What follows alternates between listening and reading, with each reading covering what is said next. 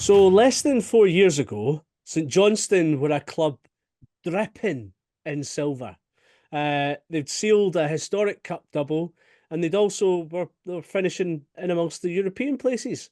But recent seasons have seen the Saints struggle. They've finished 11th, ninth, and then 10th in the last few campaigns, and the club are currently adrift at the foot of the Scottish Premiership table.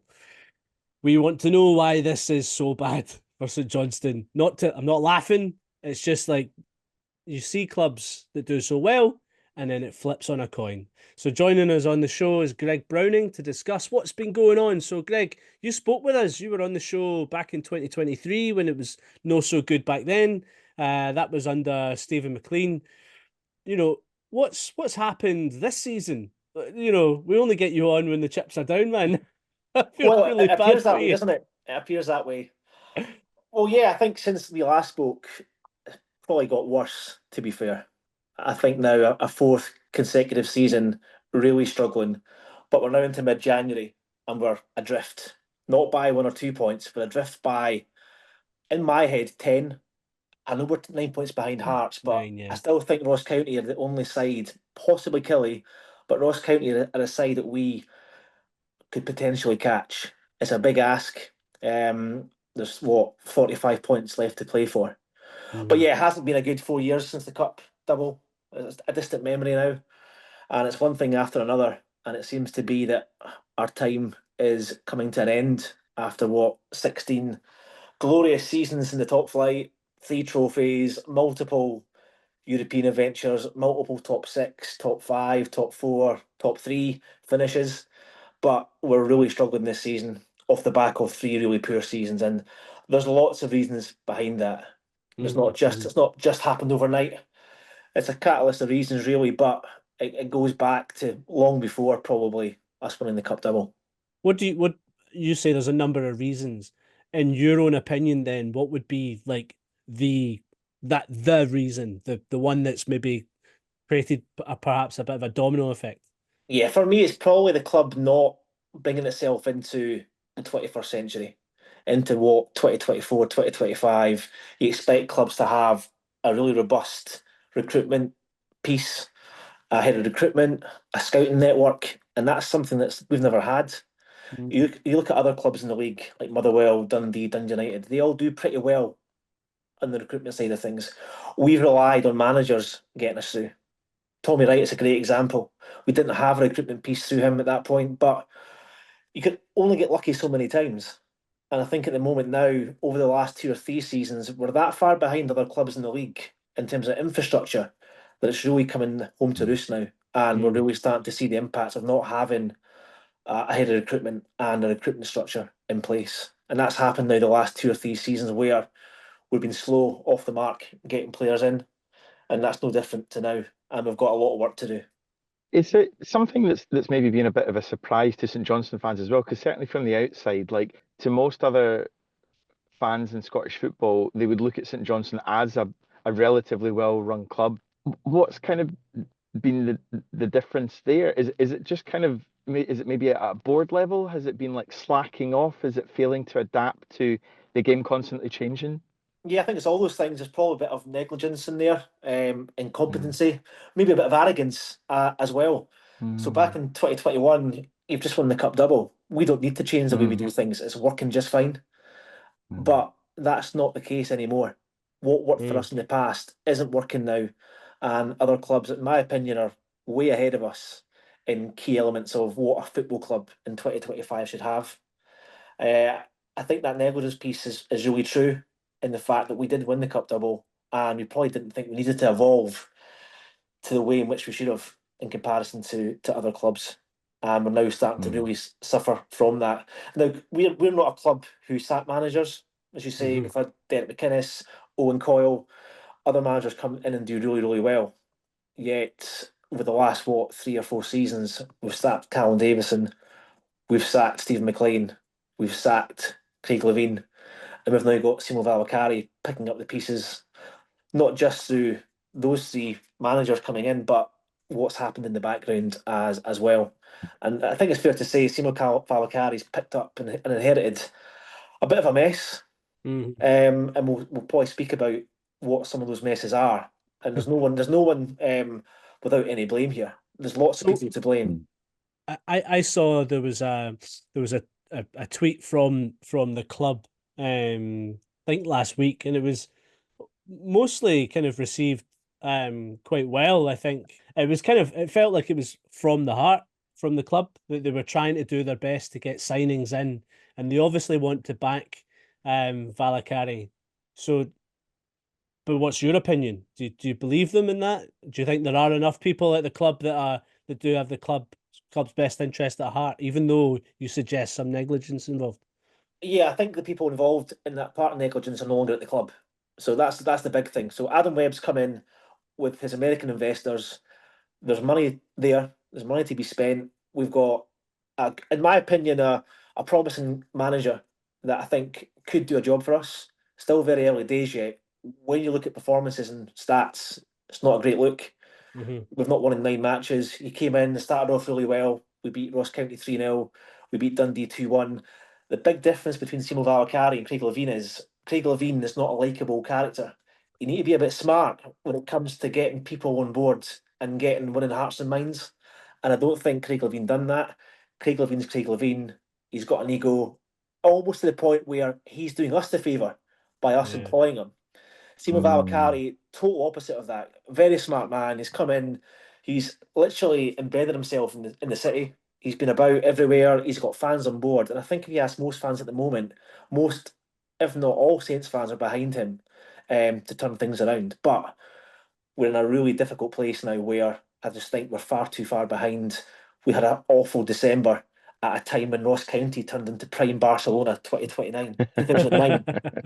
3 away wins in a row. That's Yeah. just unheard of. They went 2 years without an away win, Ross County, and they've beaten Aberdeen, Kilmarnock, and Dundee in 3 consecutive away games. That's 9 points. And that's why, in my opinion, we are needing a club to stick a hold on. And Ross County, in my opinion, for months and months and months, were the only real club I think we could have caught or catch. But And that's the kind of run of form that you hope St Johnstone can turn around. We've seen it across this season already. You see Hibs that do terribly at the start of the season, and then they've gone on a run. The other flip of the coin again was Aberdeen. Can't he win for toffee now? So when are St Johnstone playing Aberdeen? That might be the next big win for you, pal. well, it'll be in Perth and it'll probably be a scabby 1-0 win for Aberdeen. But I think in January, we need to get lucky. Obviously, I think Simo Valakari's come out and been brutally honest and said, listen, our current predicament has seen us lose out to a few potential targets.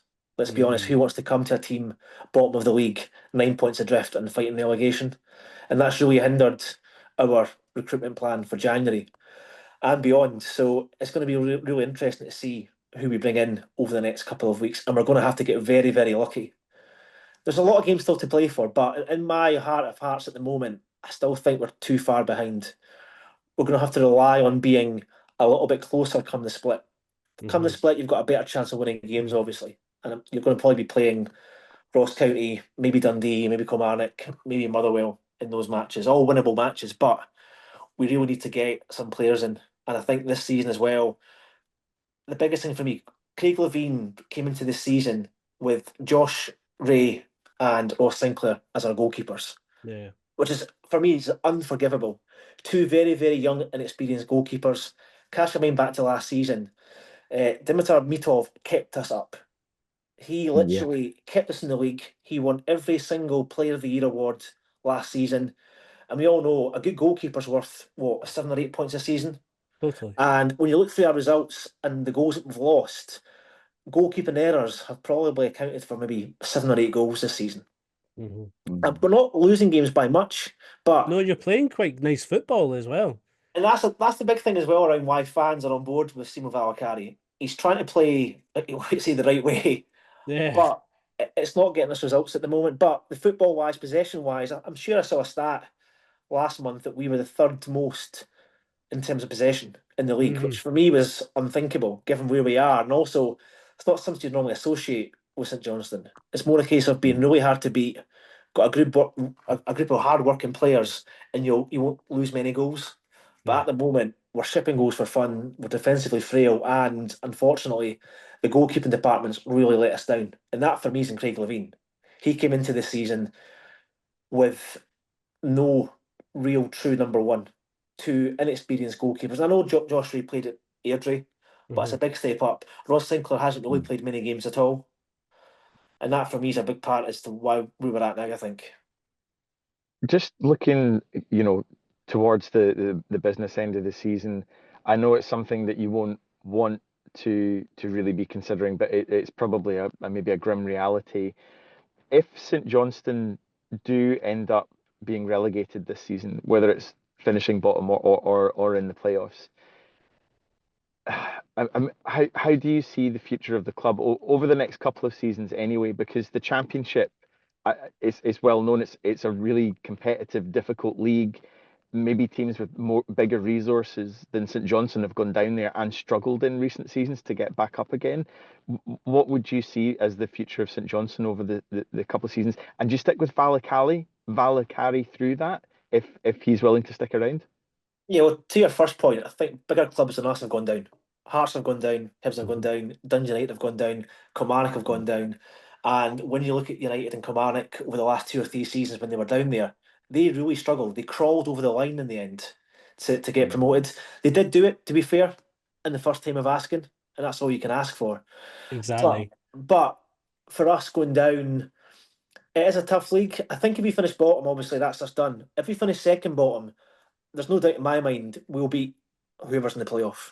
Purely on the basis that history will suggest and tell you that for the Championship clubs, getting promoted through the playoffs is extremely difficult. And I think only, 3 sides have managed to do that.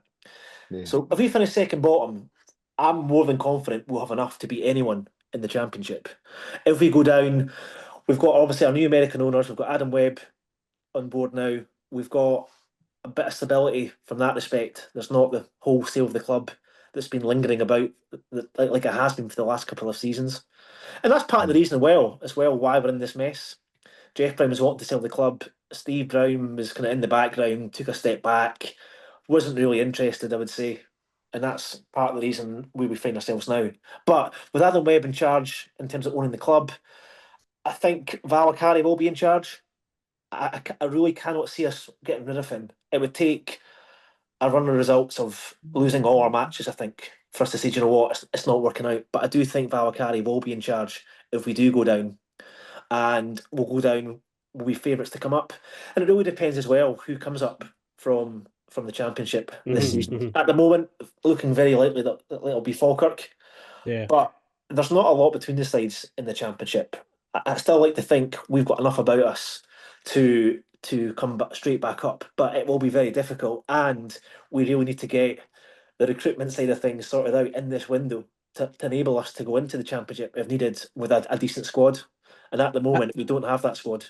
I've no doubt that there'll be some fresh faces coming in pretty quickly, but I'm quite interested in the new, like the ownership with Adam Webb and the American money that's coming in. Like what is you seem very positive about it. Is that a lot of fans are quite positive about this American ownership and the future that they're kind of trying to picture for the club? Yeah, I think so. It's a brand new beginning for the club, to be honest with you. Obviously, Jeff Brown was in charge for 40 years and with the most incredible amount of success with him. But it's great to get a line in the sand now with that. Adam Webb's come in. Obviously, we've seen in the past with other clubs, American owners doesn't always work out. But Adam Webb, again, a pretty smart guy. He's come in, he's got fans on board, he's winning the hearts and minds. So I think he's got the club and the fans behind him, which is fantastic. What's his background? Legal. He's a legal background from America. He's a lawyer. He's involved in other stuff. Obviously, he's removed himself away from Cambridge, but he's obviously not short of a bob. But he's also got other American investors in as well, and I'm not sure what the financial state of all those people are, but it's very healthy. I'm not saying they're going to throw money at the club. That's not how it's going to work. But I do believe there's money there if needed to get the playing squad back to where it needs to be. And I'm hoping that certainly needed. It is needed, yeah. It's needed now. We can't wait till the summer. We need to get players in now. But we all know January is a horrific time to bring in players. You need to get very, very lucky. and we're going to have to get very lucky this January.